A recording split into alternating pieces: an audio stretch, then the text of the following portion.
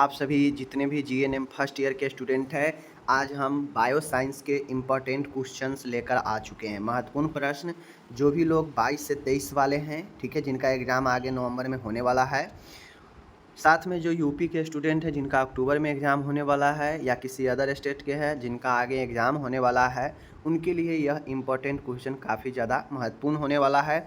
अगर सिर्फ और सिर्फ आप इसको तैयारी कर लेते हैं शॉर्ट लॉन्ग क्वेश्चन का, तो आपको इधर उधर देखने का ज़रूरत नहीं पड़ेगा, बहुत अच्छा एग्ज़ाम जाएगा। ओके, बायो साइंस है। बायो साइंस में आपको पता है कि 2 पार्ट है। पार्ट ए में है anatomy and physiology, and part second में है आपका यानी बी में माइक्रोबायोलॉजी। तो आपको पार्ट ए हो या पार्ट बी हो, मैं आपको मिलाकर मिक्स करके दूंगा ताकि आप सबको पढ़ सके, ठीक है ना। चलिए हम लोग यहाँ पे शुरू करते हैं। मैं एक बार सीधा सीधा कह देता हूँ, किसी भी स्टेट से है, सिलेबस समान होता है तो क्वेश्चन भी समान होगा, ठीक है ना। सेम क्वेश्चन सेम सिलेबस सब जगह है, आप कहीं से भी है, इससे आप इम्पोर्टेंट क्वेश्चन के मान के आप लोग तैयारी कर सकते हैं। एकदम 100% यह आपके कारगर है, ठीक है। बाकी चलिए शुरू करते हैं। पहला प्रश्न है, मैंने पहले शॉर्ट क्वेश्चन दिया, उसके बाद लॉन्ग क्वेश्चन है। शॉर्ट क्वेश्चन में आपसे पूछ सकता है मसल्स ऑफ द आई, यानी आँख के मांसपेशियों के बारे में संक्षिप्त में वर्णन करें। नेक्स्ट है, आपसे पूछा जा सकता है ब्लड ग्रुप के बारे में और क्लोटिंग फैक्टर कौन कौन से होते हैं उसका नाम बताइए, ठीक है, पूछा जा सकता है। आगे है, नेक्स्ट है, आपसे ये पूछा जा सकता है कि वायरस के बारे में इंट्रोडक्शन, परिचय दे वायरस के बारे में, और जो लाइटिक साइकिल होता है उसके बारे में जो है आप समझाइए। संयोजी ऊतक के विभिन्न प्रकारों के बारे में पूछा जा सकता है, ठीक है, शॉर्ट क्वेश्चन में। आगे है अग्नाशय के बारे में यानी पैंक्रियाज के बारे में शॉर्ट नोट्स बताना है, ठीक है। उसके बाद है आपका धमनी यानी आर्टरी और वेन में अंतर बताना है, धमनी और शिरा के बीच में अंतर। आगे है यहाँ पे रक्तचाप व नाड़ी दर का संक्षेप में वर्णन करना है, ठीक है। चाहे आप ब्लड प्रेशर हो या पल्स के बारे में आपको जो है शॉर्ट में क्या करना है, डिस्क्राइब करना है। डिस्क्राइब आगे करना है आपको एड्रिनल ग्लैंड के बारे में, ब्रीफ में इससे लिखना है एड्रिनल ग्रंथि के बारे में। नेक्स्ट है कार्डियक साइकिल के बारे में आपको शॉर्ट नोट्स में समझाना है। उसके बाद लार ग्रंथि के बारे में आपको जो है शॉर्ट में समझाना है, ठीक है। आगे है अमाशय के संरचना व कार्यों को चित्र सहित वर्णन करें। अमाशय मतलब एस्टोमिक, ठीक है। नेक्स्ट है आपका सूक्ष्म जीवों में प्रजनन किस प्रकार होता है समझाइए, यानी reproduction take place in microorganism, मतलब कहाँ पे कैसे जो है प्रजनन करता है सूक्ष्म जीव, उसके बताना है। जीव का संरचना का संक्षिप्त वर्णन दे, यानी आपको ब्रीफ में डिस्क्राइब करना है स्ट्रक्चर ऑफ द टंगिंग, ठीक है, जीव के बारे में, ठीक है। आगे है आरबीसी और डब्ल्यूबीसी के बारे में संक्षिप्त में समझाना है, तो आपको मैं पढ़ा चुका हूँ ब्लड कंपोनेंट में, आप वहाँ से कर लेंगे। आगे है लुईस पास्चर के बारे में आपसे जो है इंट्रोडक्शन पूछा जा सकता है, अच्छा क्वेश्चन है माइक्रोबायोलॉजी का। नेक्स्ट है आपका कोशिका विभाजन, सेल डिवीजन के बारे में, मिटोसिस स्टेज का यानी सम विभाजन जो होता है उसके बारे में पूछा जा सकता है। सीधा आप लोग कोशिका विभाजन पढ़ लीजिएगा, क्लियर हो जाएगा। आगे है गाल ब्लैडर जो होता है, गाल ब्लैडर का आपसे जो है इसका कार्य फंक्शन पूछा जा सकता है, ओके। आगे है पल्मोनरी संरचना, यानी आपसे यह क्वेश्चन पूछा भी गया है एग्जाम में, पल्मोनरी सर्कुलेशन के बारे में समझाइए, ओके।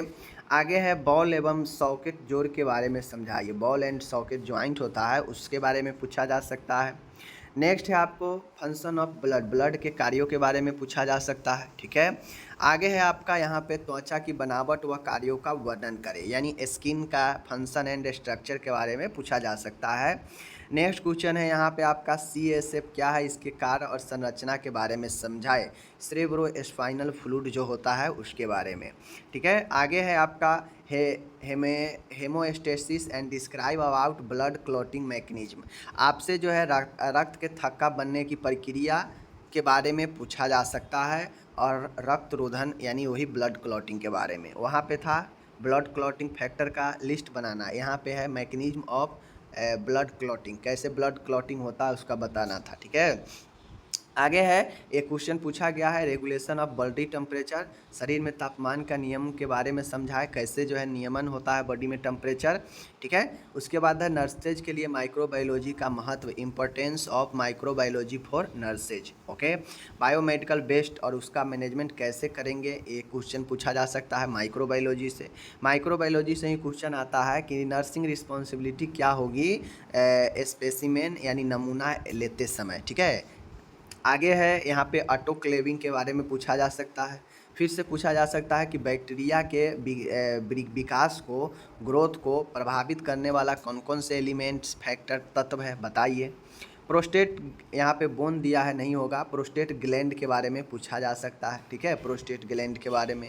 आगे है स्पेकुला बोन के बारे में पूछा जा सकता है शॉर्ट नोट्स में। ठीक है, शॉर्ट नोट्स में ही आपसे कीमोथेरेपी के बारे में पूछा जा सकता है, पाश्चुराइजेशन के बारे में शॉर्ट, ये सब माइक्रोबायोलॉजी का क्वेश्चन है। ठीक है, बहुत आसान होता है माइक्रोबायोलॉजी में।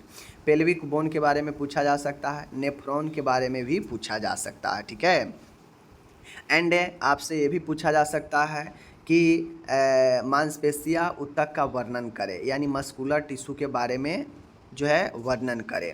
मेरुरज्जु यानी स्पाइनल कोर्ड के बारे में संक्षिप्त में वर्णन करें, ये भी पूछा जा सकता है। ठीक है, यहाँ पे मेरा शॉर्ट क्वेश्चन हो गया ओवर द इंड।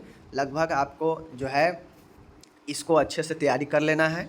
इसमें से बहुत सारे क्वेश्चन आपको याद होंगे, जो नहीं याद होंगे उसी पर आपको फोकस करना है। मैं बार बार यही कहता हूँ कि जो आपको अभी तक नहीं याद है, जो याद करने में कठिन लग रहा हो, उसी पर बार बार फोकस करना चाहिए।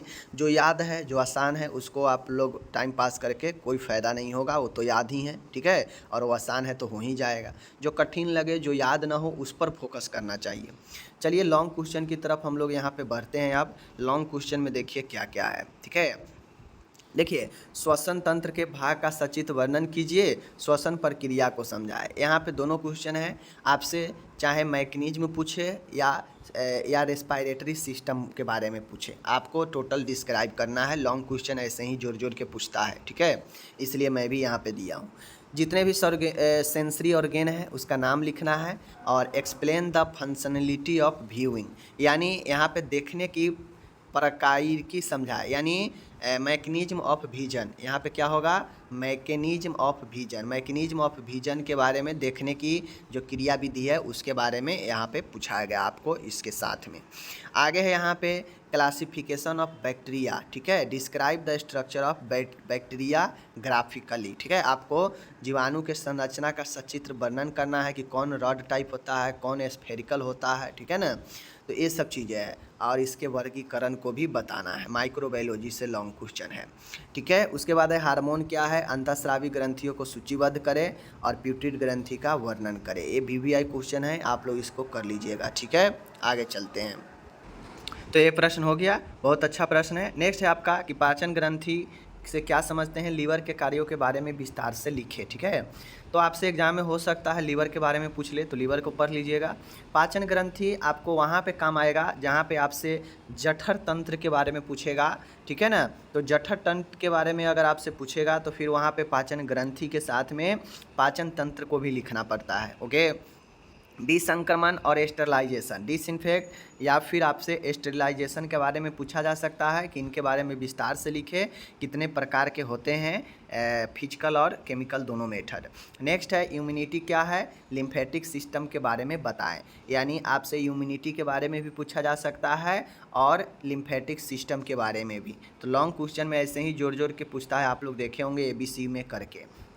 कोशिका के संरचना का सचित्र वर्णन करें, आपसे भी पूछा जा सकता है। बैक्टीरिया और वायरस जनित रोगों का सूचीबद्ध करें और जीवाणु की ग्राम अभिरंजन प्रक्रिया को समझाएं, यानी आपसे पूछा जा सकता है कि कौन कौन से रोग बैक्टीरिया और वायरस से होने वाला है, और ग्राम स्ट्रेनिंग प्रोसेस के बारे में बताइए बैक्टीरिया में। ठीक है, आगे है यहाँ पे आपसे एब्डोमिनल एरियाज रीजन के बारे में पूछा जा सकता है, और छोटी और बड़ी आंत में अंतर लिखने को पूछा जा सकता है। ठीक है, नेक्स्ट आपका हृदय के सचित्र वर्णन करें और रक्त में सिस्टमेटिक व पोर्टल सर्कुलेशन संक्षेप में वर्णन करें। कुल मिला के आपको हार्ट जो है सर्कुलेटरी सिस्टम के बारे में लिखना है, हृदय परिसंचरण तंत्र के बारे में। ओके, नेक्स्ट है आपका नोजोकोमियल इन्फेक्शन के बारे में क्या जानते हैं। नोजोकोमियल इन्फेक्शन के क्या क्या स्रोत है इसके बारे में पूछा जा सकता है, माइक्रोबायोलॉजी से है। नेक्स्ट आपसे ये पूछा जा सकता है क्रेनियल नर्वस के बारे में।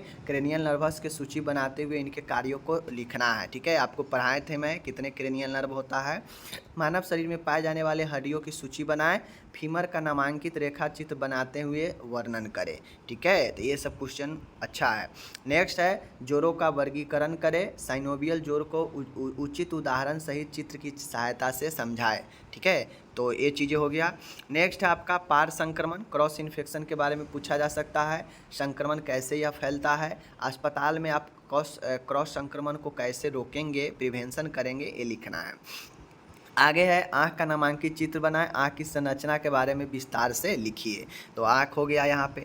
नेक्स्ट है अपना यहाँ पे एक्सक्रेटरी मतलब उत्सर्जन तंत्र के बारे में पूछ रहा है, गुर्दे का चित्र बनाना है और मूत्र निर्माण और विसर्जन क्रियाविधि मैकेनिज्म बताना है कि कैसे यूरिन का फॉर्मेशन होता है, ठीक है।